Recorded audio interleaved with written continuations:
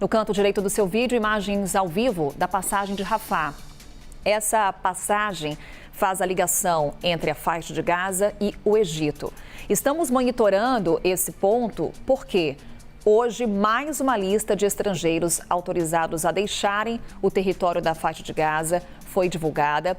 É uma lista que contempla cidadãos da Alemanha, Canadá, França, Filipinas, Moldávia, Reino Unido, Romênia e Ucrânia.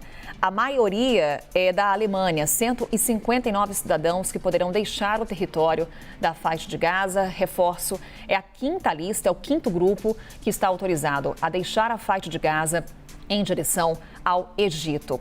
Orian Fancelli, especialista em relações internacionais, está conosco na edição do Novo Dia. Chama a atenção, Orian, porque mais uma vez Brasil não é contemplado. Qual tem sido o obstáculo para retirar os brasileiros dessa região?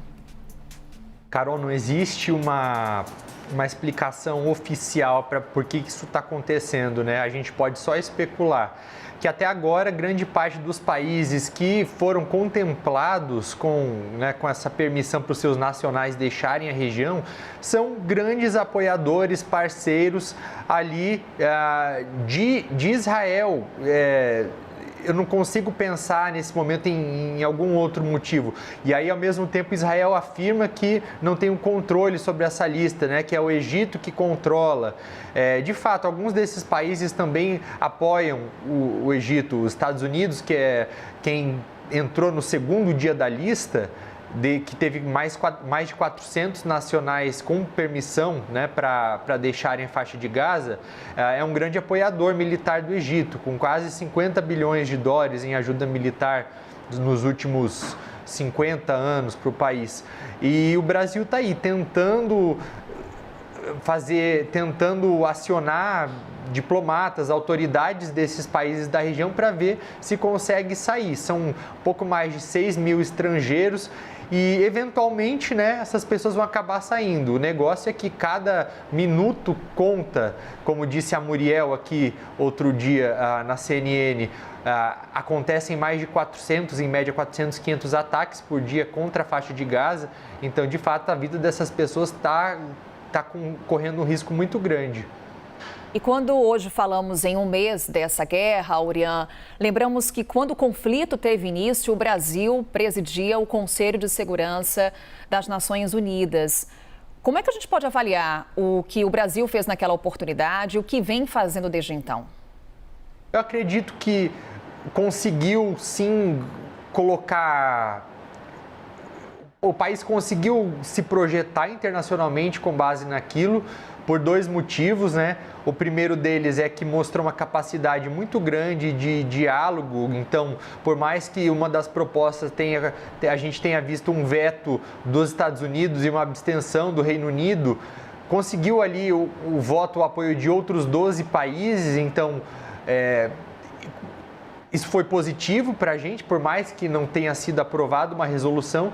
E o outro ponto, Carol, é que o fato de nada ter sido aprovado também legitima um discurso do governo brasileiro, do presidente Lula em especial, de que essas instituições internacionais, o Conselho de Segurança principalmente, precisam ser repensados. O formato precisa ser repensado, precisa haver algum tipo de reforma e até mesmo porque essas instituições estão passando por uma crise de identidade, uma crise de legitimidade. A ONU, não só agora, mas desde a invasão da guerra da Ucrânia, a gente pode até voltar mais, desde a pandemia de Covid-19, tem se mostrado de mãos atadas para resolver determinados desafios, em especial na última guerra, na guerra Rússia-Ucrânia, mostrou que não consegue cumprir o principal objetivo pelo qual ela foi criada, que é prevenir que guerras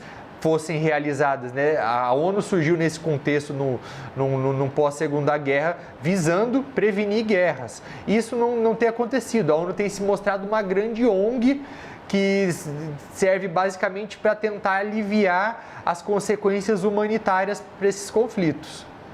Ao mesmo tempo, Urian, temos nesse momento Antony Blinken no Japão, vai se reunir com os ministros das Relações Exteriores do G7. Quando a gente fala de G7, no que esse grupo pode avançar quando falamos da guerra entre Israel e Hamas? Eu acredito que G7, vamos lembrar que o G7 não são os 7 países mais ricos, mas as 7 democracias mais ricas. E quando a gente vê os países mais ricos, entre eles tem, por exemplo, a China, que acaba tomando um lado mais pró-Palestina do que os países do G7.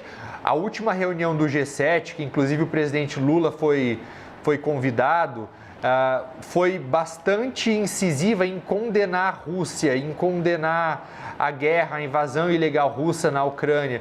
E esses países do G7, eles estão mais alinhados, eles estão mais pró-Israel, porém aí cobrando para que crimes de guerra não sejam cometidos, tentando de alguma maneira levar ajuda humanitária.